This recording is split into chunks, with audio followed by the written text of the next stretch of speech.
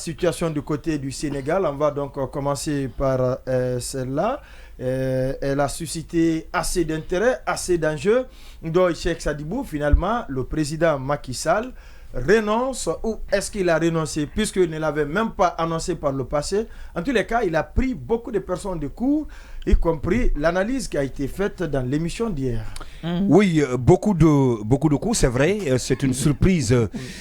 Sanso le disait tout à l'heure, une surprise agréable parce que je le disais dans cette émission. Tardive. Oui, d'accord. Je le disais hier dans cette émission que si Macky s'entêtait à briguer un troisième mandat, ça pourrait être le chaos au Sénégal. Heureusement qu'il a été, disons, il a eu ce sens élevé de responsabilité, comme vous le savez, le Sénégal. Oui, bien sûr, le Sénégal, donc, qui a été à un moment donné une référence quand nous parlons de démocratie en Afrique de l'Ouest. Qu'il est toujours.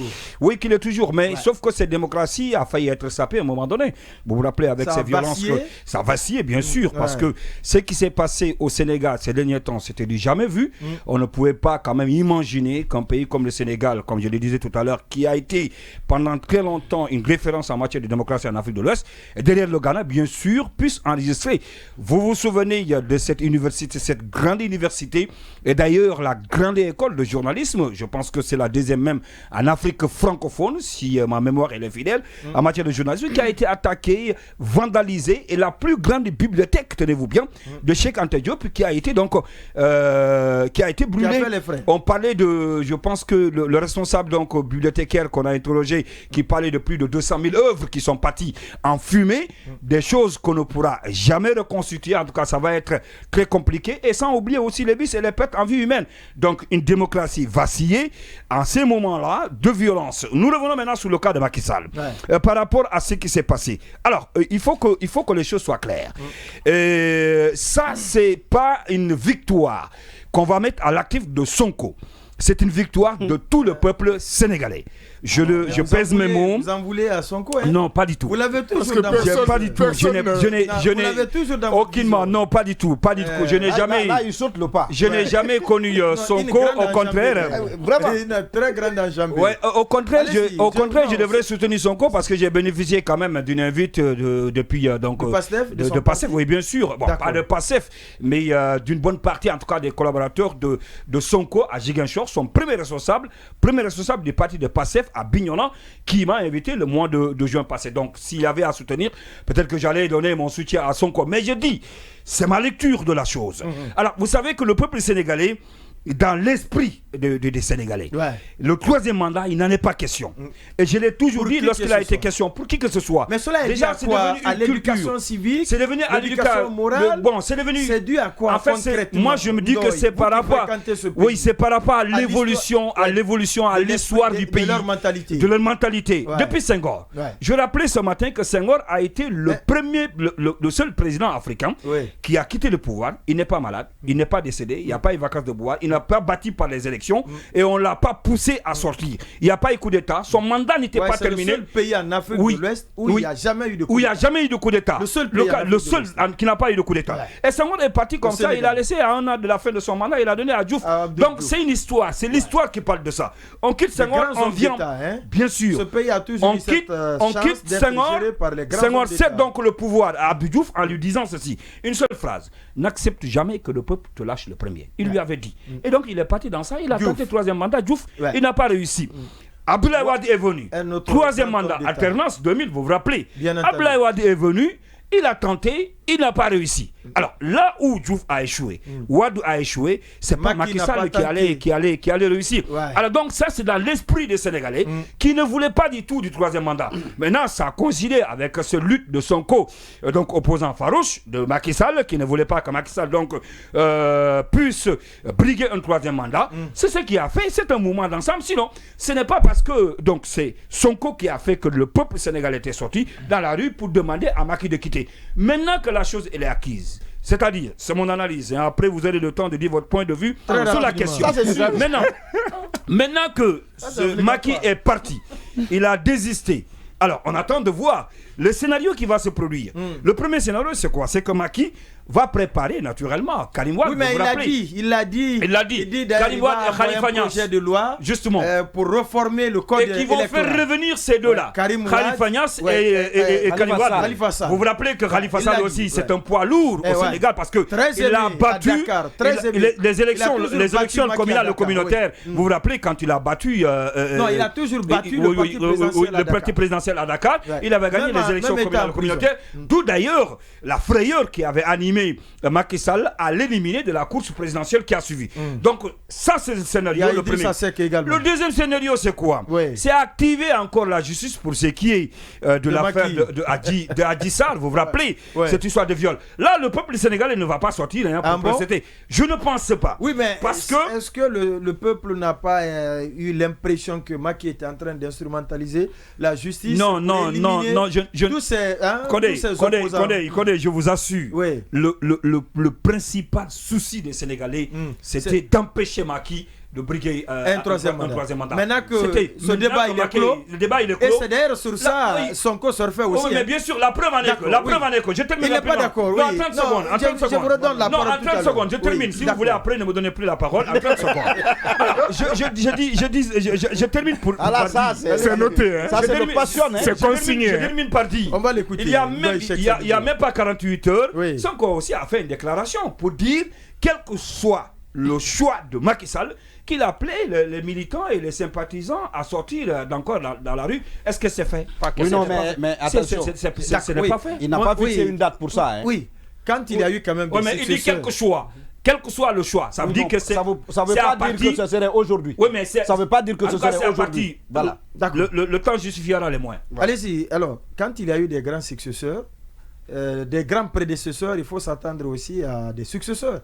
Le Sénégal est en train de donner une grande leçon, continue d'ailleurs encore à donner une grande leçon aux autres pays de l'Afrique de l'Ouest. Quelle analyse vous faites de ce discours de Macky Sall? Oui, moi je pense que l'histoire a eu raison de Macky Sall, le contexte aussi également. Et Ndoye fait une lecture un peu biaisée de la situation sénégalaise. Non, pourquoi donnez votre lecture, ne pensez pas que celle de Ndoye est biaisée. Pourquoi je le dis? Parce que tout a commencé, les violences au Sénégal ont commencé en 2021.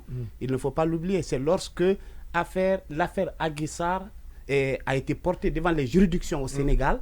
Les Sénégalais se sont rendus compte que quelque part, Sonko, qui est en train de faire une très grande percée sur la scène politique au Sénégal, est menacé et ne pourrait pas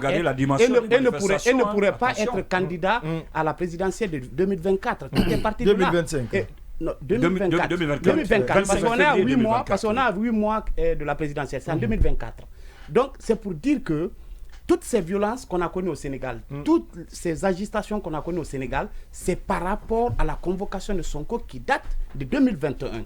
Et de 2021 à 2023, qu'est-ce qui s'est passé dans l'intervalle là? Il y a eu pas moins de 50 morts au Sénégal par rapport à la convocation seulement de Sonko. Les gens au Sénégal ne sont jamais sortis parce que Macky ne s'est pas encore prononcé pour un troisième mandat. Toutes ces sorties qui ont eu lieu de 2021 à maintenant, c'est lié à la convocation. Parce qu'il y avait des précédents cas. Il y avait le cas il y a eu le cas Karim Wade, il y a eu le cas Khalifa Sall. Donc les Sénégalais ont trouvé que c'était de trop. Il ne faut pas toujours passer par la justice pour écarter des concurrents politiques. C'était ça les raisons de leur sortie. Mais ça c'est le premier élément. Le deuxième élément c'est quoi? Le deuxième élément c'est qu'aujourd'hui, lorsque je dis que le contexte ne plaidait pas en faveur de Macky Sall pour qu'il brigue un troisième mandat, c'est lié aujourd'hui à l'électorat. Vous avez en face un président qui est en perte de vitesse dans son pays. Lorsque vous regardez aujourd'hui les derniers chiffres des élections législatives de 2022, vous vous rendez compte que le parti au pouvoir a perdu énormément de députés, de sièges à l'Assemblée nationale. Ça fait qu'aujourd'hui, ils n'ont plus la majorité absolue. C'est une majorité simple qui permet au parti au pouvoir alors là de gouverner au Sénégal. Parce que lorsque sur les 156 députés à l'Assemblée, le parti de Macky Sall n'a que 82 et l'opposition a 74. C'est pour vous dire qu'aujourd'hui, c'est quelqu'un qui était déjà en difficulté sur la scène politique, qui n'avait pas d'autre choix que de se retirer. Parce que pendant ce temps, pendant que lui, il est en perte de vitesse... Oui, mais il pouvait continuer. Advienne que pourra mettre le feu dans le pays. Je pense que hier, moi, j'ai suivi certains articles des correspondants étrangers qui étaient déjà à Dakar. Hier, à partir de 19h, 18h, 19h, mais les rues de Dakar étaient vides. Parce qu'il y avait... Une sorte de terreur psychologique qui s'était emparée de la ville. Les gens avaient peur. Donc, parce une grande psycho. Beaucoup craignaient des violences dans la ville de Dakar. C'est à cause de ça, beaucoup sont rentrés très tôt. Moi, je me dis que le contexte ne plaidait pas en faveur de Macky Sall, parce qu'il était en perte de vitesse sur le plan politique dans son pays. Et aujourd'hui, aucun Sénégalais, il est en face de lui un opposant, non seulement qui est charismatique, mais lors de la dernière des dernières législatives, qui a fait une forte percée parce qu'il a réussi à quadrupler son siège au niveau du Parlement. Ça veut dire aujourd'hui... Ouais, mais est-ce que tout ça ne renforce pas l'analyse faite par Ndoye, comme quoi au Sénégal, c'est pas que la question de Macky que les gens regardaient, il n'y avait plus un autre plan B qui était disponible. Le seul plan, c'est Sonko, et les Sénégalais ne veulent pas du tout entendre parler d'un mandat de plus pour Macky, quel que soit. Ils ne veulent non seulement pas entendre un mandat de plus pour Macky, mais l'autre enjeu, c'est la candidature ou non de Sonko. D'accord. Parce que Macky a franchi un pas, Amadou, il a franchi un pas, l'autre pas, c'est de laisser Sonko être candidat. La décision prise par le président sénégalais vous a surpris? Oui, disons que ça m'a surpris un peu parce que j'étais de ceux qui pensaient sur ce plateau hier qu'à 95%, parce que ce pourcentage a même été avancé. Merci. J'étais de ceux qui pensaient qu'à 95%, le président Macky allait annoncer sa possible candidature. Sa candidature, parce qu'en réalité, il n'aurait pas inventé. Il se serait inspiré d'autres qui avaient dit que partout on a changé de constitution, il y a eu des morts, mais on y est allé quand même. Donc je pensais que... C'est le cas de la Guinée, de la Côte d'Ivoire. Ah, ok, d'accord. Donc, on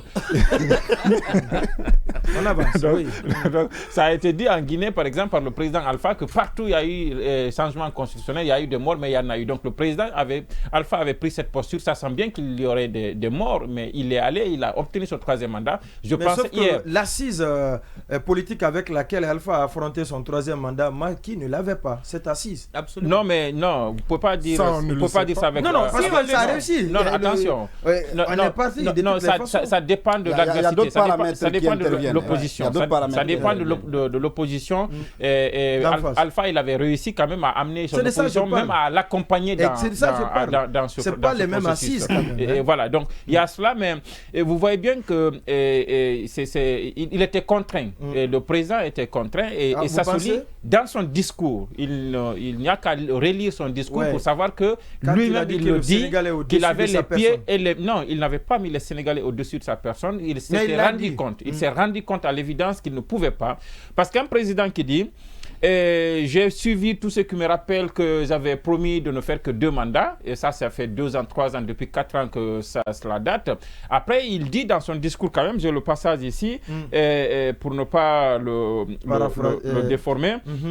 On a un passage ici où le président dit que cette décision, voilà, mes chers compatriotes, ma décision longuement et mûrement réfléchi. Il n'avait pas besoin de réfléchir à ça. Parce qu'il l'avait déjà... Voilà, s'il avait déjà pris une décision depuis longtemps qu'il ne ferait pas un deuxième mandat. Si tout ce qu'on a eu là, tout ce qu'on a, un troisième mandat, tout ce qu'on a eu, les morts qu'il rappelait, les cas de mort qu'il rappelait, la paralysie qu'il y a, et la démocratie sénégalaise qui a pris un coup, tout ça n'aurait pas été si effectivement il s'était accroché à ses engagements de départ, s'il n'avait pas envisagé l'éventualité de se présenter pour un troisième mandat. Il s'y est il a tenté, mais il s'est rendu compte qu'en face que ça ne pouvait pas passer, et alors il se rend à l'évidence qu'il ne peut pas y aller. Alors il renonce, et c'est une bonne chose. Le mot, je préfère celui-là. Il a renoncé parce qu'en réalité il avait cette intention-là. Maintenant, de l'autre côté, je ne suis pas d'accord qu'on réduise toute cette crise au Sénégal à la seule opposition à une troisième candidature de Macky Sall. Rappelons que Macky Sall n'est pas le premier à essayer ça. il est sur les pas de Abdoulaye Wade qui avait tenté de par les moyens intellectuels et puis tout ça, à expliquer qu'en réalité, on a changé la constitution et que donc constitutionnellement, je ne peux pas. Ça a été tenté par Wade, mais il n'est pas passé. Et il a réussi, le peuple l'a sanctionné dans les urnes. Exactement. Et Macky l'a... Avec l'accompagnement du mouvement social Yanama. Exactement. Qui a même battu campagne contre son élection.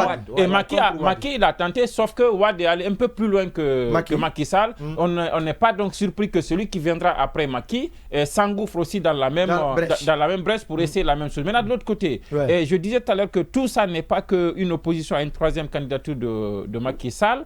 Parce que ceux qui sont opposés à son troisième mandat, essentiellement, ce sont des partisans d'une opposition aujourd'hui incarnée par Ousmane Sonko. Et Ousmane Sonko, quand on regarde son parcours, ancien inspecteur des impôts, qui a même été radié et qui est passé de ce statut-là à un député, à un maire même de Ziguinchor et à chef de l'opposition aujourd'hui. Et c'est celui-là qui avait vu...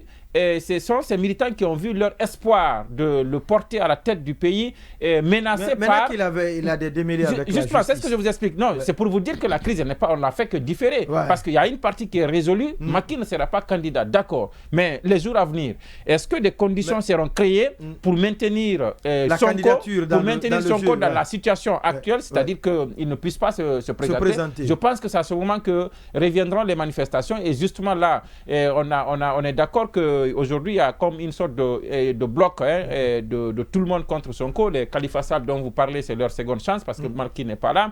Et les Idrissa Seck dont vous parlez, maintenant peut-être on peut au même... tous sont frappés d'abord par la justice. Non, attention, il y a des aménagements. Non, pour eux, il y a des aménagements qui sont prévus. Le dialogue qui s'est tenu a prévu, et le président a dit dans le discours, ils vont envoyer à l'Assemblée la modification, ou alors je ne sais pas comment ça va s'appeler, pour leur permettre de se présenter. Maintenant, le seul cas qui n'est pas traité à date, c'est le cas Sonko. Et nous savons tous que tout le problème aujourd'hui, c'est autour de Sonko. Est-ce qu'il sera candidat ou pas? Et l'autre chose, la dernière chose que je vais évoquer avant Baïla, c'est que là on applaudit Macky Sall. Je suis d'accord qu'on applaudisse Macky Sall et tout ça.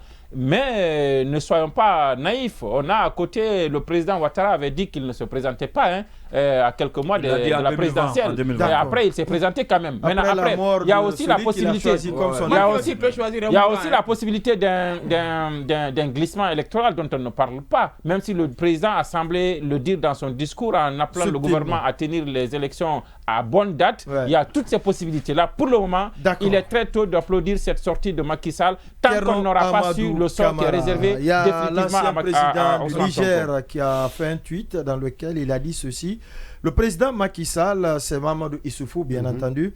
Le président Macky Sall vient de faire preuve d'une grande intelligence politique. Ainsi, le Sénégal reste un des porte-flambeaux dont la flamme éclaire notre continent. Baïla Amadou Traoré. Oui, effectivement, je suis aussi de ceux qui pensaient clairement que, à moins surprise, j'aurais dit que c'est le contraire qui me surprendrait. Et effectivement, je suis surpris et je peux dire agréablement surpris par cette décision de Macky Sall de ne pas briguer un troisième mandat. Et le président Issoufou a raison de le féliciter parce qu'il rentre aussi en quelque sorte aussi dans l'histoire du Sénégal. Parce que vous savez, la démocratie, elle se construit aussi progressivement à partir de plusieurs actes. Et c'est la première fois... autour de grandes valeurs. Exactement. Maintenant, soit dit en passant, bien entendu, en attendant, comme l'a dit Bonnet, moi je le pensais également, tout en saluant cet acte, il faut d'abord encore rester prudent parce qu'il y a deux autres choses. Il ne faut pas que Macky Sall nous fasse une Ouattara, voire une Kabila. Je m'explique. Donc une Ouattara, on va attendre vraiment l'expiration du délai de dépôt des candidatures pour constater effectivement la non-candidature du président Macky Sall, pour totalement être rassuré qu'il ne sera pas candidat, parce que tout peut arriver d'ici l'expiration de ce dépôt des différentes candidatures. Ouais. Maintenant, je disais qu'il fallait à ce stade, en tout cas, saluer cette décision et apporter quelques précisions, parce que c'est vrai, c'est la première fois, s'il organise ces élections, qu'un président sénégalais organisera des élections auxquelles il n'est pas candidat. Ouais. Parce que ce qu'il faut pas oublier, c'est que d'abord, Léopold Sédar Senghor a démissionné. Et donc, constitutionnellement, Abdou Diouf l'a remplacé étant son premier ministre. Oui. Donc, il s'est présenté aux élections en tant que président intérimaire. Et contrairement à ce que Ndoye a dit, il a fait 3 mandats. Abdou Diouf a bien fait 3 mandats. C'est candidat pour le 4e mandat qu'il a été battu par Wade. Oui. Et lui aussi, pour construire cette démocratie, il a accepté cette défaite pour un 4e mandat. Et c'est un acte aussi qui a obligé maintenant ses prédécesseurs à aussi se plier aux décisions, on va dire, du peuple, aux décisions électorales. Ouais. C'est pourquoi aussi, quelque part, après, quand Wade s'est présenté pour le 3e mandat, lorsqu'il a perdu, puisqu'il y avait un précédent déjà d'un président qui a accepté, lors pour son 4e mandat, qui a accepté les élections, Wade aussi a accepté. Wade a justement, mais ça ne change rien. C'est un peu le scénario de professeur Alpha Condé. Ça ne change rien à ce que je dis, parce que ce qui est important ici, c'est le fait d'accepter le résultat des urnes. Ce n'est pas déjà la question de la limitation de mandat. C'est sur cet aspect-là. Effectivement, c'est avec Wade que cette question s'est maintenant posée. Et pourquoi il faut saluer Macky? Parce qu'on dit que la bêtise insiste toujours. Même s'il y avait un rapport de force, même s'il savait que ça s'est déjà payé, ça allait capoter, il aurait pu quand même s'entêter. Parce qu'il avait déjà sa famille politique qui était déjà derrière lui. Voilà, et comme il l'a rappelé dans son discours, plus de 500 maires lui avaient apporté son soutien sur 600 et quelques. Oui, sur 600 et quelques. Sur 600 et quelques collectivités. Donc, il aurait pu y aller. Maintenant, pourquoi je parle de Kabila? Et c'est là aussi le problème le plus important. Maintenant, il a renoncé. Kabila fils. Exactement, Kabila fils. Il a renoncé à sa candidature, c'est bien. Mais je suis d'accord que la question de la candidature de Ousmane Sonko reste centrale. Parce moi, je suis de ceux qui pensent qu'elle n'était pas fondamentalement liée à la candidature de Macky Sall au 3e mandat. Et d'ailleurs, pourquoi? Il faut le rappeler aussi pour être précis. Quels sont les 2 événements qui ont embrasé le Sénégal, qui ont causé plus de 15 morts en 2021, en 2023? Le premier, c'est l'arrestation d'Ousmane Sonko, qui avait été arrêté dans le cadre Adji Sarr. Ça n'avait rien à voir avec le 3e mandat. Mais les gens se sont levés et partout au Sénégal, il y a eu des morts. Il y a eu des morts. Non, je veux... Il y a une interconnexion. Parce que le peuple sénégalais... qu'il n'y avait plus de candidats. Il n'y avait plus de grands candidats. De politiciens de grand gabarit devant Macky. C'est le jeune Sonko qui a émergé, donc on voulait l'éteindre. C'est l'ultime espoir. Oui, l'ultime espoir. Je ne suis pas d'accord avec ça. Je vais poursuivre. Mais dans quelles conditions parce que à part Sonko, les conditions dans lesquelles il a été arrêté. À part Sonko, il y a d'autres politiciens. Pourquoi ils n'ont pas pris la lumière? Idrissa Seck a été 2e à la présidentielle en 2019. Donc il y a d'autres politiciens sur qui le peuple sénégalais aurait pu s'appuyer. Macky Sall, c'était pas lui qui était attendu en 2012.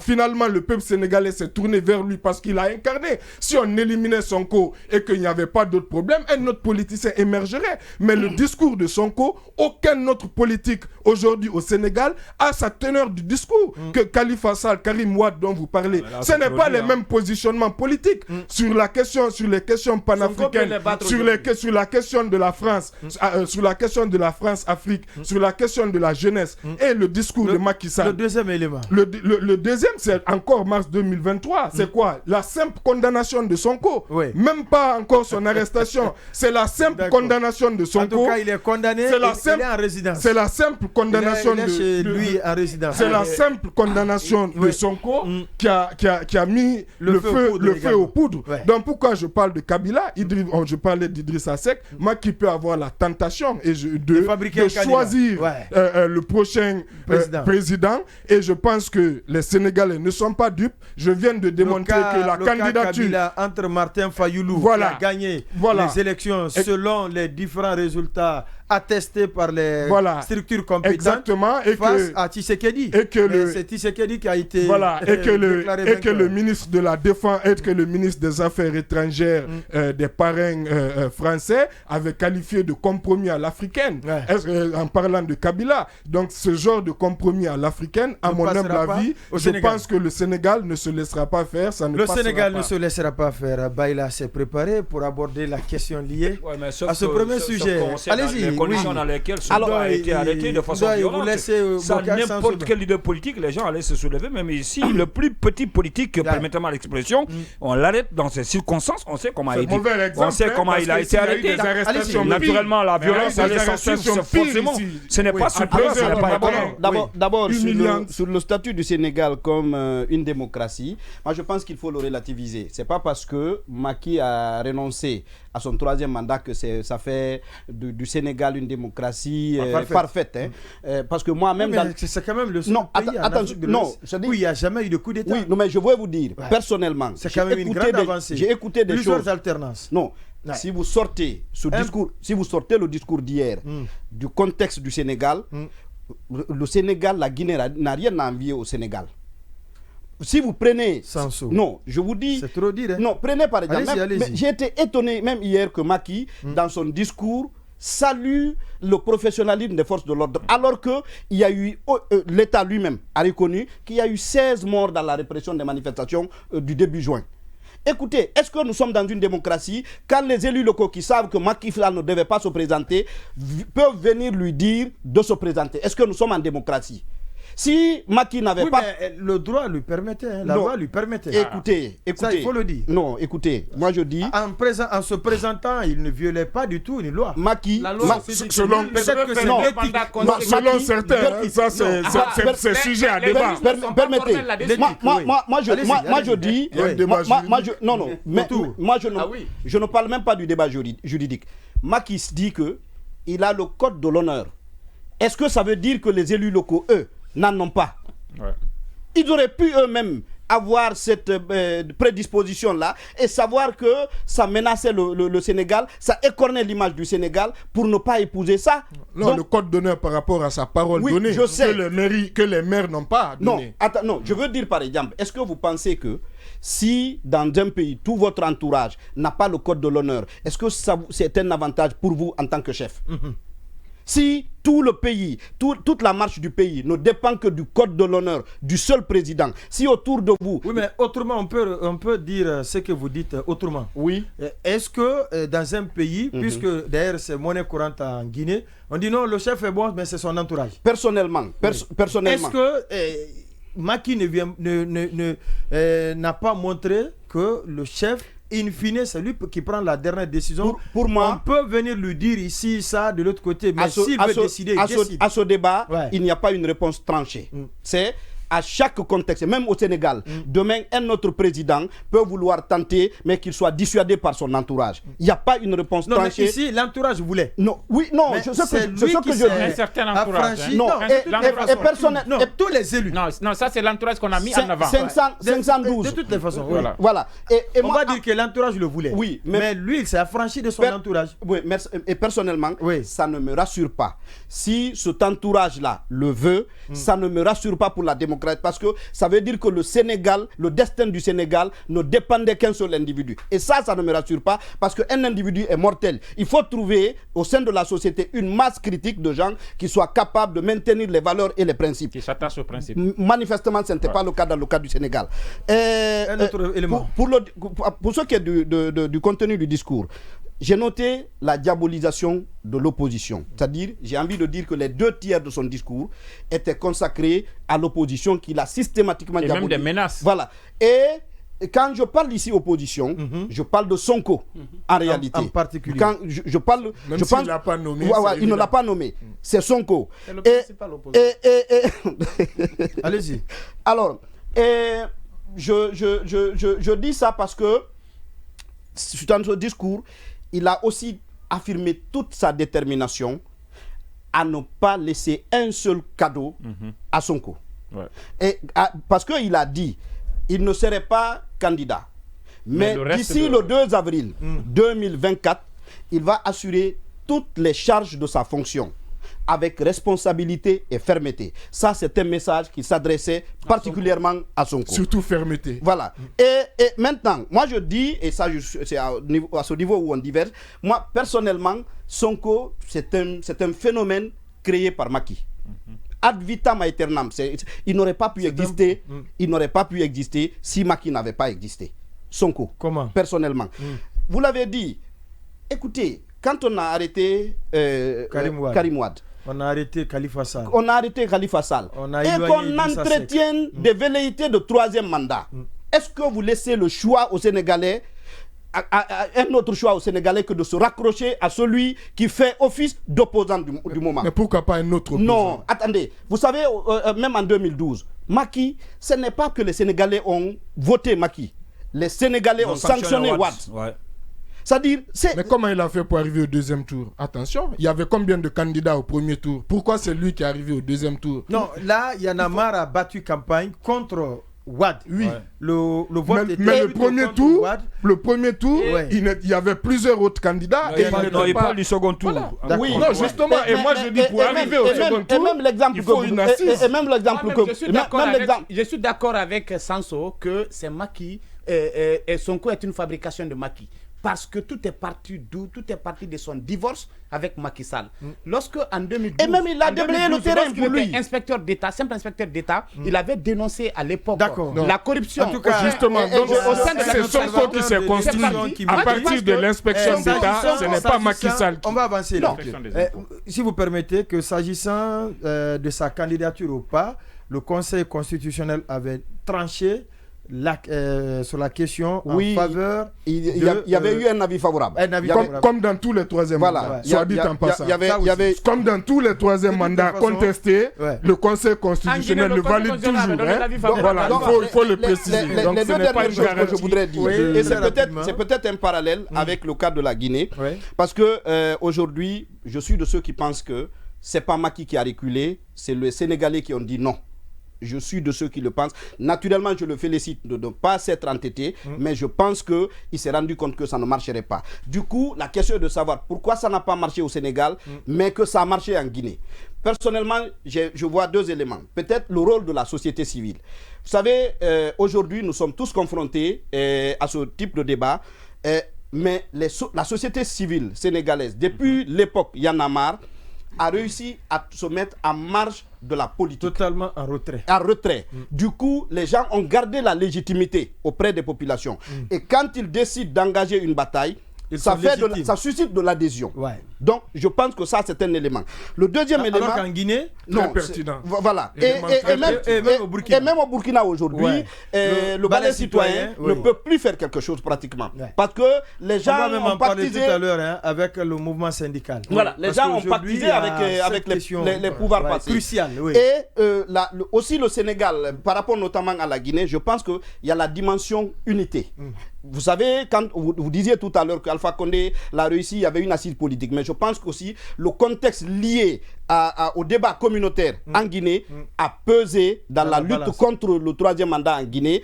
Et ce n'est pas aussi manifeste au Sénégal. Je ne dis pas que ça n'existe pas, mais ce n'est pas aussi manifeste au Sénégal. Les Sénégalais réussissent à transcender ça. Le débat communautaire face lors des grands enjeux. Voilà, lors des grands enjeux, je pense que ça a été déterminant. Donc, ce serait peut-être des aspects à capitaliser dans d'autres pays pour voir si on peut aussi faire la même chose. Et je reste avec vous le pour... président. Non, on avance maintenant, si vous...